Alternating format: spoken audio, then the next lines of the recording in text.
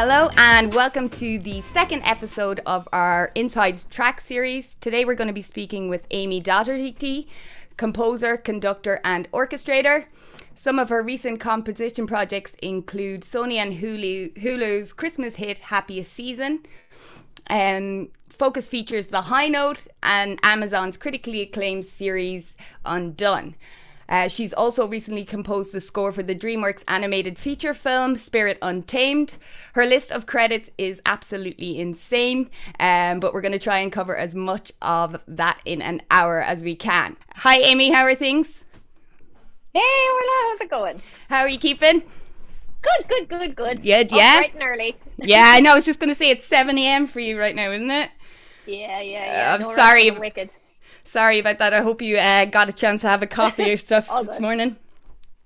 Perfect. Sure, yeah. I thought we'd get started today by talking a little bit about your musical background. So the journey from Ballinasloe, Ireland, all the way to LA, if that's okay with you.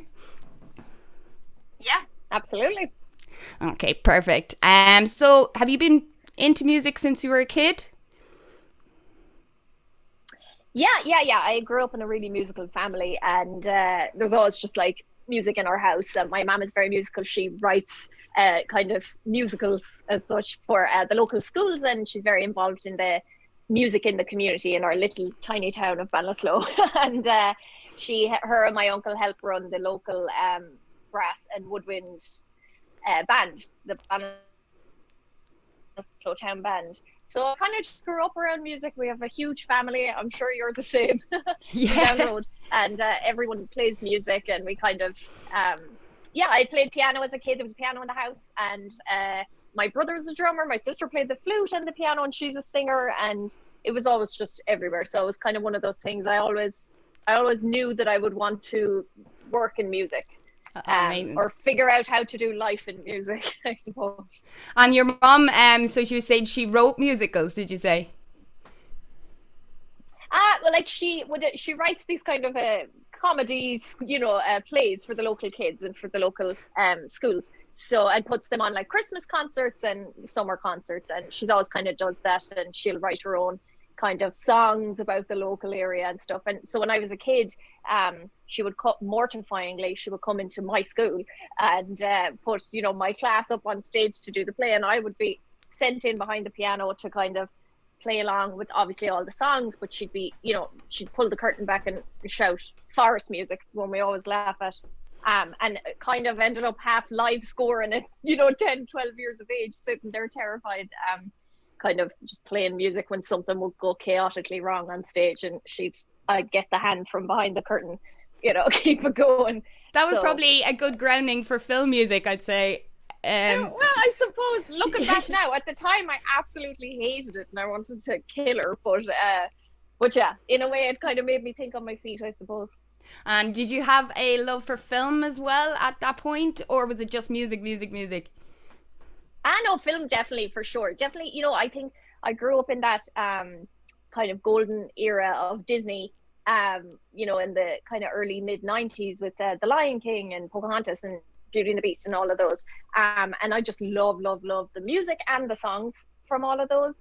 And then kind of as I got older, I kind of found John Williams and James Horner and Anna Silvestri, and just those amazing scores, the big adventure orchestral scores that I just absolutely love and give us all goosebumps, and kind of just became obsessed with it from there. And you've done a lot of animation work. Do you think that love of Disney movies from when you were a kid plays a part in that? Is that your favorite genre, or are you open to everything? I like jumping around. Like, it's fun to work in different genres and not just it's kind of good to cleanse the palate every so often. But I suppose when I got into this, I definitely, when I decided I wanted to move to LA and try my hand at being a film composer, I think I wanted, like, the dream was to score a big animated film. So because you get to write that, lush orchestral music, and I mean, I think I'll say 99% of composers' dream is to get to write something that will be recorded by a huge orchestra. and and animation is so tough because you have to score pretty much everything. You can't. There's no room for like subtlety. I think everything has to be when it's animated. So that's probably a big challenge for any composer. I think it's more work than kind of scoring live action, but you know, yeah, because you have to hit certain points, and then, you know, especially with comedy, you have to decide like what to hit, what not to hit, when to pull out the music for the joke, when to hit the joke. But I really enjoy it. It's definitely a massive challenge, but I really, really enjoy it. Oh, that's incredible. And did you study music in university? I did. I went to Trinity in Dublin, Trinity College Dublin, and I did a music degree, and I majored in music technology. I actually started for the first 6 weeks in composition. We had to choose between composition, music technology, or music. I joined composition, and it was just very, you know, concert focused and new music focused. And I just realized, you know, I knew I kind of wanted to do the film thing, so I decided to switch over to music technology, and it was the best thing I ever did, because, you know, so much of this job is so tech based. So I feel like I got a really good grounding at that stage. You know, we did Pro Tools, we did Spalius, we did Cubase, we learned, you know, even things down to like pure data and like very early synthesis and stuff. So all of that, it just gave me a really good foundation, I think, for, you know, because the technology is, you know, you have to keep up on a weekly basis here. So I'm really, really grateful that I ended up doing a tech degree. And when you were you composing at this point? Were you composing orchestral music and then like using music technology to put it all together and stuff like that? Was that what you did in that degree mostly? Not really. The music tech degree would just be like various kind of assignments, and some of them were kind of writing in different styles and just using all the different programs we were using basically. But I didn't really start writing until kind of after college, or right at the end of Trinity, when I was like 20 or 21. Like I knew I wanted to do it, but I knew I wanted to try the film composer thing. But, you know, I mean, you know how it is, or it's like I come from Ballinasloe. It's like, how do you end up? Where do you start? Like for a Hollywood movie. So right at the end of Trinity, this amazing composer called Anna Rice, who's an Irish composer, came to just speak to our class. She was an alumni of the degree, and she was a composer, and she was working on a Nickelodeon show at the time. And that was kind of like, she sparked something in me, and I, you know, met up with her afterwards. I reached out to her, and she told me about the ASCAP film scoring workshop that she had done, and a couple of other workshops and stuff that she had done. So she just kind of pointed me in the right direction, and I just felt like I had a piece now, and now I could, like, you know, and it's just one step at a time, and I just by piece kind of went from there. But she was definitely like a huge inspiration. And is that ASCAP film scoring workshop something you'd recommend for young composers? Did you find it beneficial? Absolutely, yeah. I did. I actually applied, I think 5 or 6 years in a row. Yeah. But the thing about all of these workshops, you know, I did the Sundance workshop as well, the Sundance Music and Sound Design Lab. You know, I applied for that one 4 or 5 times. It's like, you just have to keep at it, and, you know, every year your reel is going to get better. And, you know, and, you know, I went away and actually wrote, well, actually that was to get into Berkeley. I did my master's at Berkeley, in Berkeley College of Music in Valencia in Spain, because they had opened their international campus that year. We were the first year in, we were master's in film scoring, and I wrote my reel for that, because I just was like, I know, you know, I had submitted for the ASCAP workshop, and I'd submitted for these various things over the years, and I just thought, well, I'm not getting in, so I have to go and write, you know, better music. And you know, so I kind of would, every year that the submission would come up, I'd write new cues for the reel. And something to keep in mind now that, you know, I've done it, and I know the people who run the program and stuff, and, you know, sometimes I'm a judge, like a first phase judge, where, you know, I listen and help to filter through applicants, is that we do, or they do, take into account that you've applied before, and they go back and listen to your music. So, you know, it's something fresh, and just show that you're progressing, I think. But the ASCAP Film Workshop, sorry, to go back to your question, I did that in 2013, and it's absolutely amazing. I came out right after I'd finished Berkeley. I came out here to LA, and it's a month-long program. And at the end of it, you get to score a cue that you write with a huge orchestra, Fox. I think we did it at Fox, and conduct it, and I shook like a leaf. I blacked out. I don't even remember being on the podium. That's the truth. But yeah, it was really, really incredible. And I got to the scene that they gave me was a scene from How to Train Your Dragon, which is one of my favorite scores. John Powell. It's absolutely incredible. So it was no pressure. And it was an incredible experience. And was that your first time conducting when you did that, or had you done a little bit before? A tiny bit. I'd done some in at Berkeley, just for, we would have these scoring sessions where they bring in like a few musicians, 5 to 10, or maybe like a small chamber group. And we had some conducting lessons at Berkeley, and but yeah, I mean, standing up on the podium at Fox or at Warner Brothers, it's like terrifying. Like my hand was shaking like a leaf. But the funny thing is about conducting, I don't call myself a conductor because I think it's an absolute insult to all of these people who spend decades of their lives studying to become conductors. I think when you're conducting at a film scoring stage, and there are many amazing conductors, but to me, I feel like I just lead the session. I'm a session leader.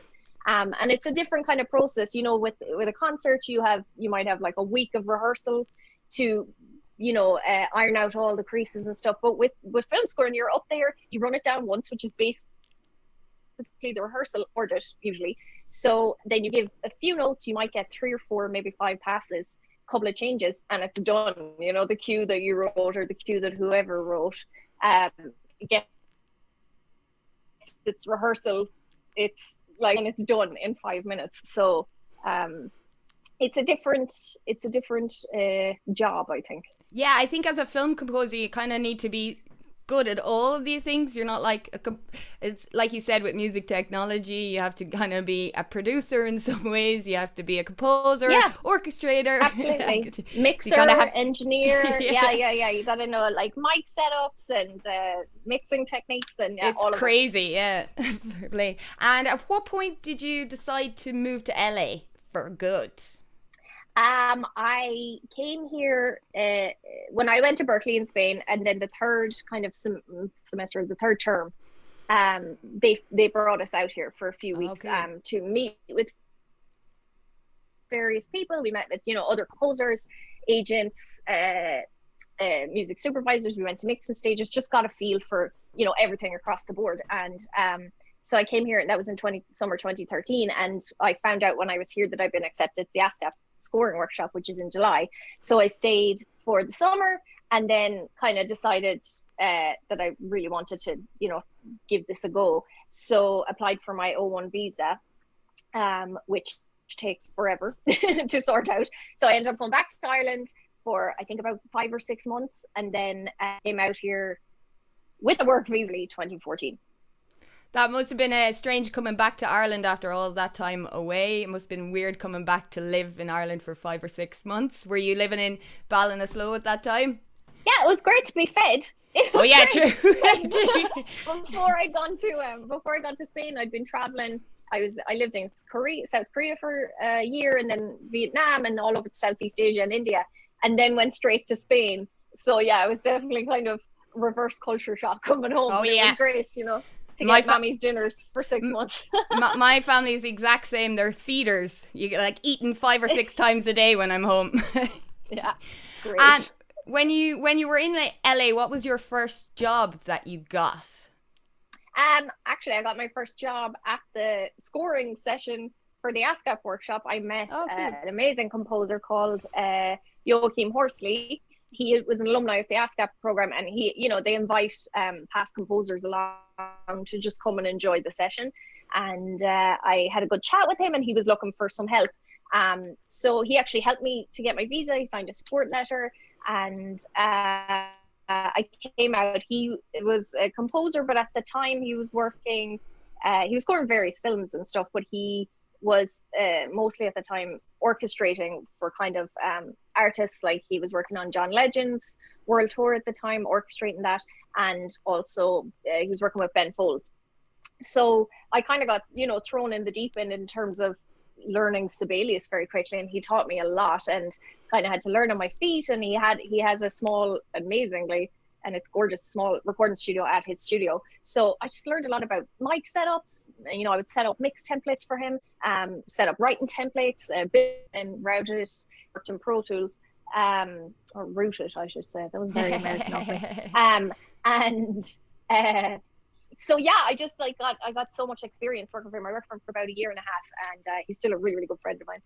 And do you think that job, that assistant orchestrating job, helped you kind of build up your skill set for orchestrating the TV shows? So I think you've orchestrated Fargo, Treadstone, Umbrella Academy, both Star Trek series. My family are big Trekkies.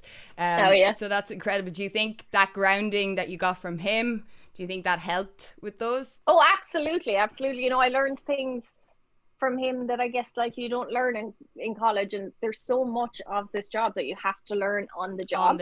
Down to like taping, like how to tape parts together for musicians so that they can turn the page easily. That kind of thing, you know, how to tape conductor scores, which is a different thing than how you tape musicians' parts, and page turns, and yeah, just all the, you know, the nooks and crannies of Sibelius, basically getting it under your fingers. So yeah, it definitely gave me like a really good foundation. And yeah, you know, as it is the way the deadlines work in TV and stuff, like it's such a quick turnaround. So the fact that I had, you know, had learned so much of that when I was working with him definitely paid off when I got around to kind of orchestrating a lot of those shows. Yeah, I was going to ask, how long do you get to orchestrate maybe an episode of what is the turnaround? Probably varies. It's short. It does vary. You usually get a little bit more on a movie, or at least I did. But orchestrating TV shows like Star Trek, I usually would have 3 days, and it would be, you know, 30 minutes of music in 3 days. Yeah, and I was, you know, I was the copyist as well, so I would do all the formatting, and then eventually, you know, I work with an assistant. I have an amazing assistant, Ellie Cumming. She lives in Sydney, Australia, funnily enough. So she's been helping me for a couple of years, and she's amazing as well, and an amazing orchestrator herself. So so all of it, I was doing it down to, you know, the taping, and I stopped orchestrating about a year, 2 years ago, a year and a half or 2 years ago, just because I got busy on my own composing work. But I will say I missed the taping, because the taping was the part it would take hours. It's so dumb, but it's like an excuse to watch Netflix while you're working. Therapeutic as well. So, yeah, I really enjoyed it, and you knew it was the end of the project, so it was like a fun little task, and like you knew the hard work was done. And you could just chill and watch Netflix till 2 a.m. and then go to the session at, you know, 8 a.m. Bit of downtime. But when you are orchestrating, do you work closely with the composer on the project? Yeah, so the shows that I orchestrated, were the composer for the most part was Jeff Bruce, who did Star Trek Picard and Fargo. And Academy in season 2, he co-composed it with Perrine Virgil, and Treadstone, Altered Carbon were with co-composed with Jordan Gagne, who happens to be my other half. And so those were interesting sessions where I'm conducting and he's in the booth. So I would work closely with them, and they all work in Pro Tools. I write in Pro Tools myself, and you know, obviously Pro Tools and Sibelius, there's a really nice handoff between those programs. So for when I was working with Jeff, I would just get his Pro Tools sessions, and then I would clean it up in the session. I had my whole process, you know, or import a bunch of my own tracks, clean tracks, and then just copy down all of his stuff, clean it up, quantize it, get it all sorted, export into Sibelius into a template that I'd obviously made. I would make a new template for every show, so that, you know, and I think that's like absolutely key, is having as much prep work done as you can, because when you have 3 days to do the work, you don't want to be fixing the same thing in every single cue, because there can be like 35 cues. So you got to have your template like absolutely pristine. And you know, and I love that kind of stuff anyway. I'm like an organizing freak, so it's all spreadsheets and templates and as smoothly as it can run, you know, automatically. But yeah, I would get Pro Tool sessions, get them into Sibelius, do the like dynamics, articulations, rebalancing harmonies, you know, checking voicings, swapping voicings, and you know, making suggestions, which I would use cue marks for. You know, if we were like, do we want to double this with the horns? Do we want to have the cellos play an octave, you know, below the violas? Blah blah blah. So all that kind of stuff, and then yeah, formatting, printing, taping. All the bits and pieces. And then from there you're into the recording stage to get it down with the orchestra, is it? Yeah. And sorry, go ahead. No, I was just going to say, do you enjoy that side of things? Where would you be your favorite place to record? Yeah, I absolutely loved it. I actually miss it a lot. Because, you know, for composers, a lot of us work alone. Like I'm here, home studio, on my own all the time. And before the pandemic, you know, I would schedule a lot of lunches and stuff to get out of the house and go and meet people for coffee. But then, you know, for the last year, everyone's just been hunkered down. So it was lovely because it meant that I could get out of the house, go to a session, be on a team, you know, work with a team of people, and we had a really, really great team, and it was always so fun. And yeah, we would record at Warner Brothers stage or the Fox stage, Sony, sometimes the Bridge, just various places around LA. And sometimes we recorded internationally, so we'll go to Prague. I'm not sure about Jeff, but I've recorded in Macedonia. Okay. And a couple other places. So and yeah, we've flown to Nashville, and yeah. So it's really, really fun. I love the sessions. It's like all the hard work is done. It's stressful because you're on a time constraint, and you have to like get a seriously crazy amount of minutes recorded in, you know, 3 hours, 6 hours, usually 6 hours for a TV show, with a big orchestra. So it's stressful, but I don't know. I love it. I love that kind of adrenaline. No, I understand. Kind of tests your stress skills, basically. Something like that. Absolutely. Yeah. Now, on the composing side of things, I think your first major score was the dark drama Here and Now by starring Sarah Jessica Parker. Excuse me. How did you get involved in that project?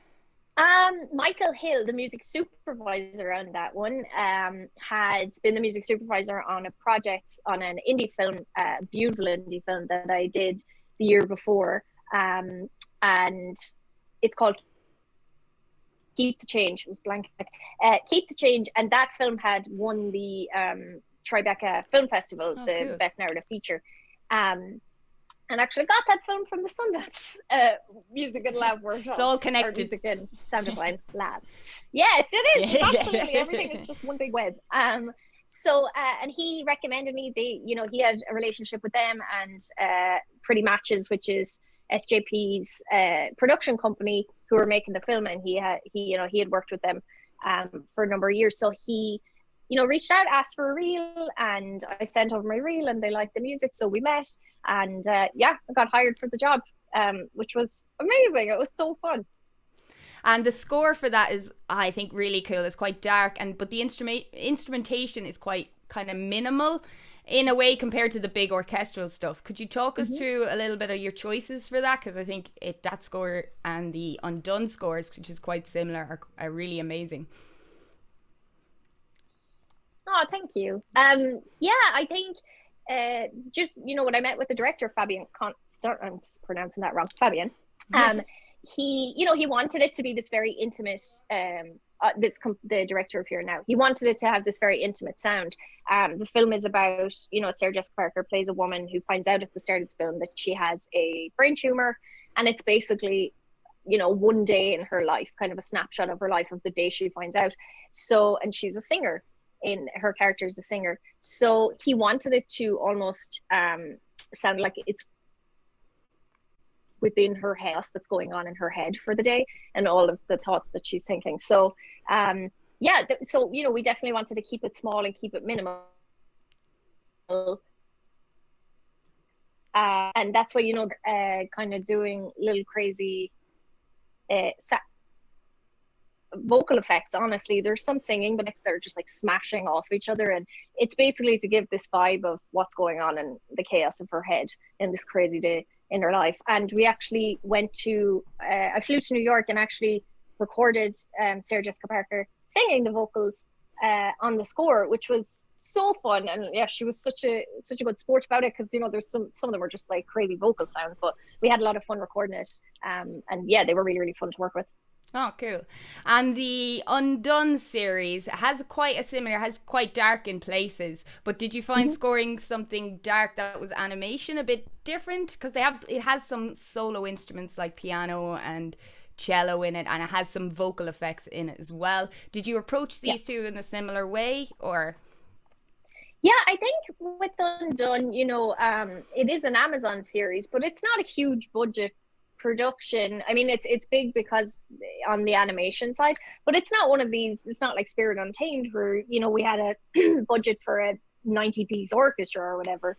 So, but in a way, I actually love that, because I think there's creativity and limits. I always say that. And sometimes when you're put in a box, you end up writing something that you wouldn't write. Like if I had a full orchestra, I wouldn't have written the Undone score. Yeah. There's a few soloists on it. My friend Maria, who is an amazing, and she lives in Russia. We went to Berkeley together, and she records all of the violins and stuff. Rowan over here in LA recorded cello, and it's just a very intimate score with a few small elements, and I think we wanted to, I don't know if you've seen Undone, but it's a very all of the backgrounds in every single frame, which I think is amazing, are hand painted oil paintings. Beautiful. There's a team in Amsterdam and another team in Texas, and they paint these amazing backgrounds. I actually have one. They gave one to me as a wrap gift, a gift of, it's Alma's piano, the lead character, which just blew my mind. But it's got this very like handmade feel, and they do film the actors and then they rotoscope them on, which is, I call it's like tracing in very, very layman's terms, but they rotoscope it onto the oil painting. So I just wanted it to kind of reflect that. I wanted the score to reflect that handmade feel. So yeah, it's quite intimate and raw. Like the recordings are very raw. And there's a couple of cool synth things in there, and then there's some really cool panning done on the vocals. Was that something that you chose, or would that been a mixer, working with a mixer, or was that your call? Yeah. No, that's me, because I actually mix it all myself. So and part of that was that it was a small palette, and we did just a few musicians on the score, and the vocals are just me, and I am not a singer by any means.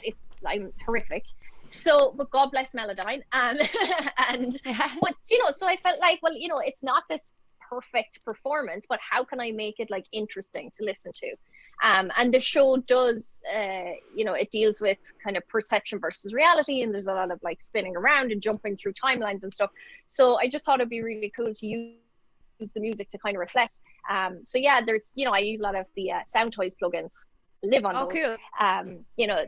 Tremolator, Echo Boy, Crystallizer, Decapitator, all of those. And it's amazing what you can do even with like a really small palette of, maybe there's like 20 elements, I'm not sure, 20, 25. And but when you can make anything sound unique with, we have all these amazing tools at our disposal, so there's just no need for every score to sound the same. Yeah, and I think those mixing techniques are an art in themselves, because even that panning with the vocals and stuff, it really brings you into the world. You kind of get lost in it. It really adds something. So I think that's an art in itself. So I just absolutely love that. Yeah, it's part of the composing process. It's like you're writing with, thank you, you're writing with the mixing tools as well, which is all music. So. And for the high note and the happiest seasons, their scores are a little bit lighter. Did you find it hard to switch gears into those ones, or were you happy to try something new? Oh no, I just, I love those kind of movies, especially happy season. I am obsessed with Christmas movies. I've seen them all, every single one, I think. And I watch even the horrifically bad ones. Me too. I won't always mention which. I love them. No, when I came on that, I was absolutely delighted. I'm like, someone's going to let me use sleigh bells. Yeah. So it's really fun to write that lighter stuff. Sometimes comedy can be kind of hard to write. That's actually one of the hard, I find, It's kind of the hardest one to find the tone on, because you don't want to, in a live action thing like this, it's different with Spirit Untamed, but in Happy Season or The High Note, you got to let the comedy be on screen and sit back and not step on it, basically. But I really enjoy kind of figuring that out and trying out different things. Like if you take the music out here, is the laugh bigger? Or if you take it out here, it's about finding like the moments and the gear shifts in every scene. So I really, really, really enjoyed it. And with The High Note, there was a lot of original songs in that. Did you work with those songwriters to kind of incorporate that into the score? I didn't work with the songwriters. The songs were already, because a lot of them were sang on screen, those had already been written before I ever came on the film. And I actually came on quite late in that process on that one. So I did incorporate a couple of the melodies to the main songs. I just thought it'd be really nice to kind of tie them into the score and use them that way. But no, I didn't work with the artists. They were already recorded. Perfect. And on to the biggest one, the Spirit Untamed. When you came to work on that project, had you ever worked with Dreamworks before? I had actually. I'd done a short film as part of the Universal Composers Initiative. I had, it's a long story. I was a participant in the Universal Composers Initiative in 2018, and our first kind of task was we got to pitch for these 2 Dreamworks short films, 10 minutes each, and they opened it up for us to throw our hat in the mix. There were 8 of us composers, and I actually got hired to score the film. It's a beautiful film called Marooned, and we went to Abbey Road, recorded the score, and we got the A-class composer treatment. It was amazing. It's such a beautiful, beautiful film, and the director Andy Erickson is so great. And so I had met a lot of the Dreamworks people then and worked with the Universal Film Music Department. We were just so supportive, and they run this program.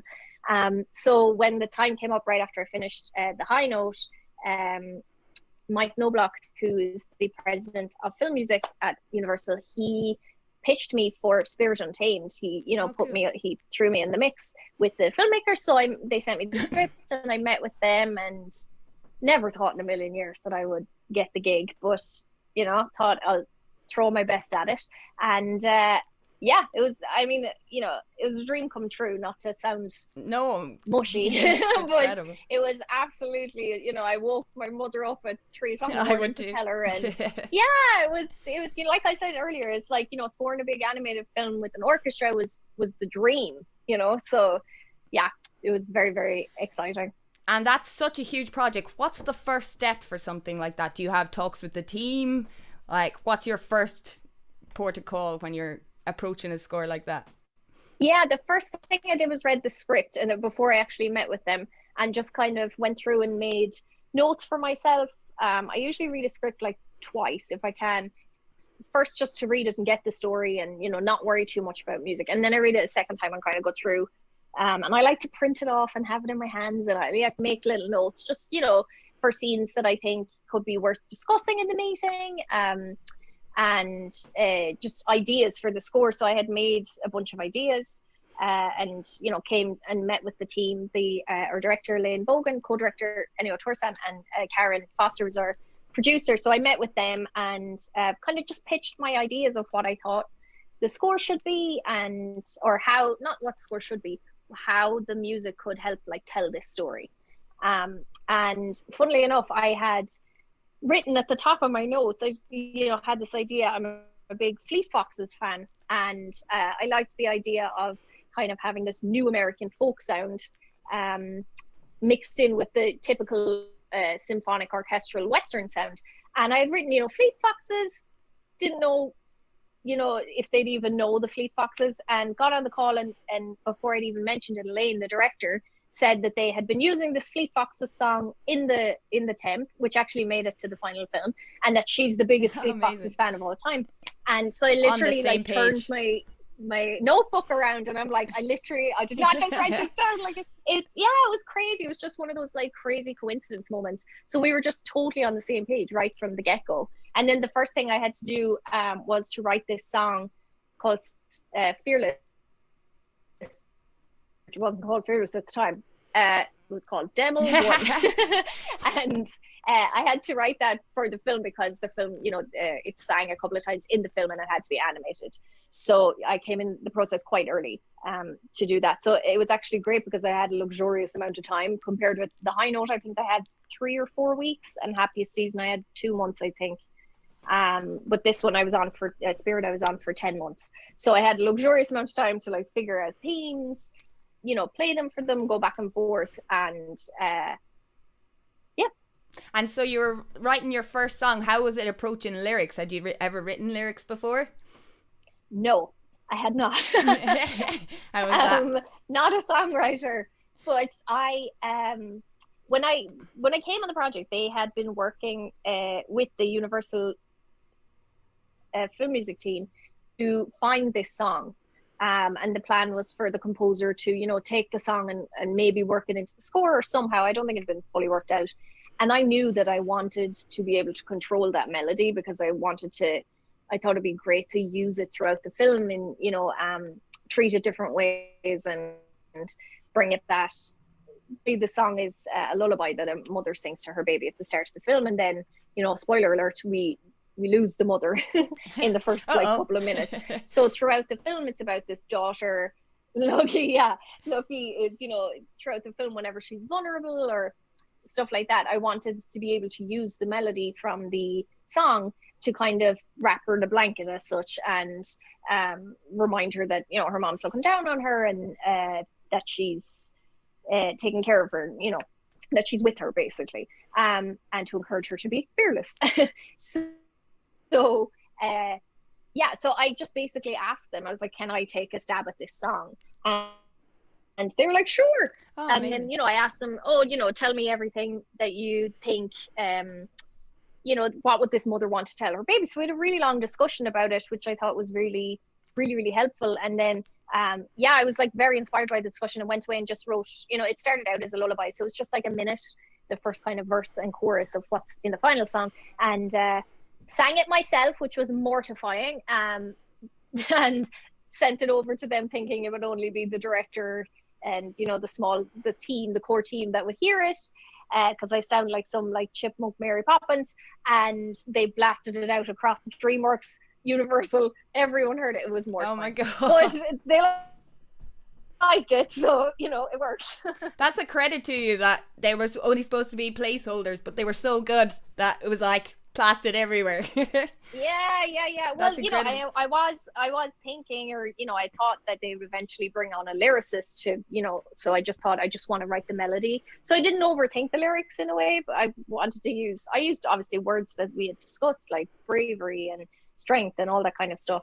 And they just loved the lyrics, so we ended up keeping them. That's amazing. And when you're writing, do you start in Pro Tools or Sibelius, or do you play at the piano, or what's your process? It kind of depends on the project. For Spirit, it was definitely at the piano. I have, because it was a song and I wanted to just work it out at the piano. So and I love doing that. It's nice to get away from the desk sometimes, and just take a coffee and sit at the piano for the whole afternoon or something and just play with ideas and work it out.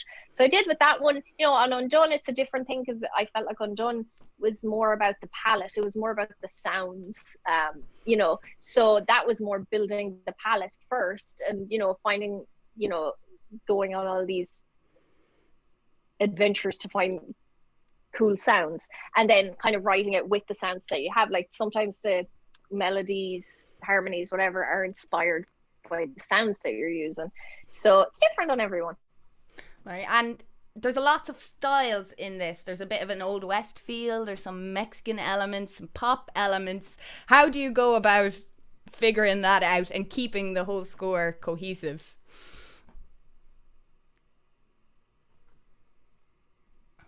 Excuse me. I don't know. I guess what was crazy about this one is that we actually recorded the orchestra in London in early February, and I couldn't go because of COVID. None of us could go. So it was booked for Abbey Road. There was a point where I thought we're never going to be able to do this. But they figured it out. The guys at Abbey Road are absolutely amazing. And via various amazing technologies, I was able to sit here in my studio in LA and speak directly into the musicians' ears in Abbey Road. And we ran it. We had 9 days of recording, and it was, I was up at 5 every morning or 4:30 because they were in London. And then, so we recorded all the orchestra there. And then back here in LA, I recorded the soloists. So there's like acoustic guitars, Brian Winslow, nylon guitar, the Spanish guitar stuff. So my friend Andrew Napier, and then Robin Pecknold of the Fleet Foxes. He recorded at his place with his vocal engineer. And and then just getting it all back together and piecing it together. I had an amazing team on this project. It was the gold standard. It's everyone kind of knew that we were in a pandemic and just pitched in and figured it out.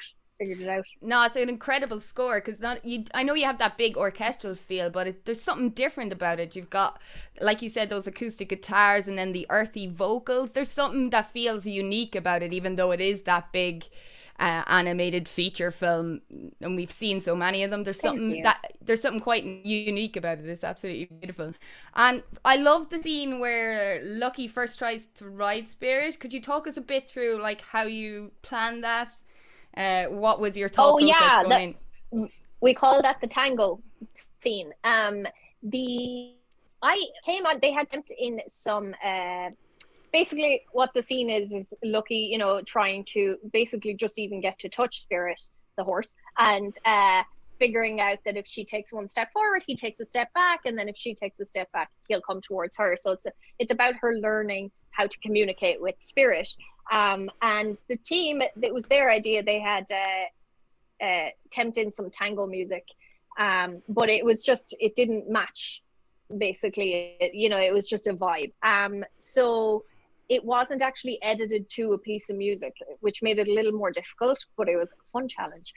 So basically I thought, the really cool idea would just be to base the rhythm on their footsteps. And there's a lot of those close-up shots of, Lucky's feet and then Spirit's feet. And so, it was just about finding the tempo. Definitely spent quite a while building a tempo map for that one. And just about the give and take and having the music kind of match the give and take, the rhythm. It slows and stops and starts, and trying to match her steps and Lucky's jumps. And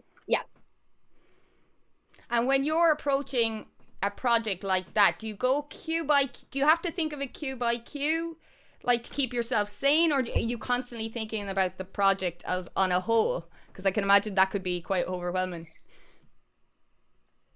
Oh, for sure. I think on this one I started, which is what I like to do, is take I think on Spirit it was like 5 or 6 major scenes, like big moments where I felt like, we need to find the tone of this scene and really establish the music in this scene, usually where the themes are. So I tackled those big kind of scenes, and once the themes were approved and everybody liked them and was familiar with them, then I go back in and I kind of fill in the blanks of the scenes. And then I always find that once that's been established and the really important parts are in, the rest kind of writes itself, And you mentioned this with the help of a lot of coffee. Yeah, loads and loads of coffee.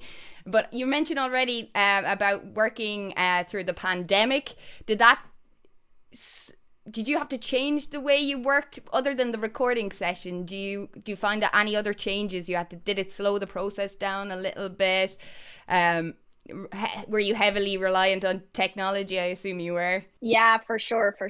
Well, the funny thing was I never actually met the team, the team at Dreamworks, until the final playback of the film in April. That's crazy. And I was on it for 10 months. So we had all of our meetings over Zoom, Evercast, Clearview, all of the texts. And so that was a challenge in itself, like trying to, as Orla, the enemy of composers are laptop speakers. So hoping that whoever's, reviewing your cues is not listening on laptop speakers. And, most people are on these, and, sometimes you get a note about, like there's no low end, and it's like, it's there. It's just, you're on, you're on your AirPods. But so it was a bit of a challenge, but yeah, we figured it out. Or you send mix 27 and then once you've hit sent, you hear something that you don't like. You're like, no, Yeah. take it back. But we've had a couple of great questions in from the Q&A. So I just thought we'd spend a couple of minutes answering those before we finish up, if that's okay. Yeah. So we have one. When you're given a scene, what are the first steps you take to start getting creative and to start composing? What do you look for first to get started? Vibe, mood? Do you pick a particular key? There's like 10 questions in there, sorry. Oh, good. Yeah, usually what I do is, I have my template all ready to go, and then I'll put the marker for where the music comes in. And I just watch through the scene. Some people don't like temp music. I like to watch it with temp music, and usually, you would have discussed with the filmmakers before in the spotting session what's working about the temp, what's not working about the temp, what the scene needs, how the music can help, tell the story in the scene. And yeah, I go in and I make various markers for important points and moments in the scene, and that usually dictates the tempo. And yeah, then it depends if you have a theme and you've written, a theme. Which theme do we use here, or is this just a kind of a pad moment sometimes? Yeah. So yeah, and then I just build it from there, I guess. I usually start with the important moments and then just kind of build it around that. Oh, okay. And I think over composing sometimes can be the enemy, trying to do too much. Oh yeah. So, that's me in it. I'm call it a maximalist. Yeah. Yeah, I gotta pull it out. Yeah. But we got another great one. When you compose a score, what do you stick to the same key? Do you work in some key changes? Do you have like a plan in terms of key when you're composing, or do you just roll with it? Not really, honestly. On Spirit, at least, it kind of it's kind of like it was almost key wise like true composed, because it's just about, you need a shift in this moment, so now you're in a different key, so then the cue that I'd written for after that have to change the key, because it all has to work together at the end of the day, but no, I don't, and to be honest, when I start writing things, I like to write in different keys, sometimes you're just like, I'm going to do this in F sharp major, because basically my fingers on the piano will do something different than they would in C major, and maybe something cool will come from that. So that's like a really fun thing to do. That especially if I get stuck and I'm like trying to write something and you're just like, I cannot get anything good out.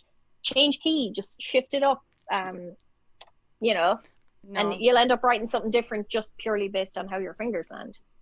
Yeah, that's incredible. And I think you touched on this already a little bit, but someone has asked if being a composer and a sound engineer, is it a good combination? Would you recommend honing all of those skills if you want to I think you definitely, you definitely need to know them all, especially, this is all fine and well talking about these studio films, but like for years and I still do work on independent films where we don't have the budget for a mixer or an orchestra or any of that. And even on Undone, I do it all myself, but I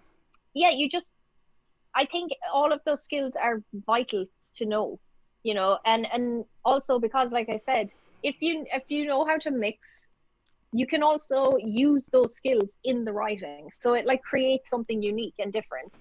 But yeah, you kind of learn it all as you go. And one thing that I think is important to note is sometimes you see composers with these huge rigs and they have every piece of gear you've ever heard of. And, when I moved to LA, like I didn't have the money for that at all. So it was, I literally had a laptop, and then I got a Mac Mini where I, stored my samples and ran Vienna from. And slowly, piece by piece, I'm building it up. I still am building it up. But I think sometimes people think that you have to have all of the gear and everything at your disposal to write the music, and it's just not true. You can do amazing things with a laptop and the Pro Tools samples, the Logic samples, whatever you have, and just make it work. I think it can be overwhelming as well when you have too much. Sometimes when you absolutely narrow it down a bit, you can probably get more done instead of roaming through different sounds for hours and not getting any compensating. Absolutely. And I'm sure you've been asked this question a million times, but you were the first woman to score the Dreamworks feature film. And what are your hopes in terms of that for the future? Do you think things are starting to change a little bit? I do. Yeah, I do. I feel like in the last couple of years, there's been like really positive shifts made towards, women in this industry being included. And yeah, like I didn't know I was the first composer for a Dreamworks film until a few months into the project. I don't think the director knew it either. And it's exciting, and it was like I was gobsmacked, but at the same time, it shouldn't be a thing. Why is it a thing? It shouldn't be a thing, and hopefully in a few years, seeing a woman's name at the end of a film under the music by credits won't be something that anyone comments on, and it'll just be the norm. That's really what I hope for all of this. And I hope to see more women getting into technology, because I think that's a huge access kind of barrier to this job. And for some reason, I think in society, we don't encourage young women to get involved with technology. And I would say that's 90% of this job, So that's what I'm hoping for. Yeah, I think you want to get to the point where it's just composer and engineer, and gender has absolutely nothing to do with it. Yeah, because it's like we don't, I was on a panel this weekend, and one of the panelists said, we don't say male director, we don't say male composer. So like, why are, it sounds so odd, but things are changing. Yeah, perfect. And then I think we have time for maybe one or two more questions, but you're probably sworn to secrecy, but is there any projects you're working on now that you can tell us a little bit about broadly, or are you like under contracts? Well, I'm today, before we chatted, I'm working on the final episode of Undone season 2. Oh, cool. So that's almost done.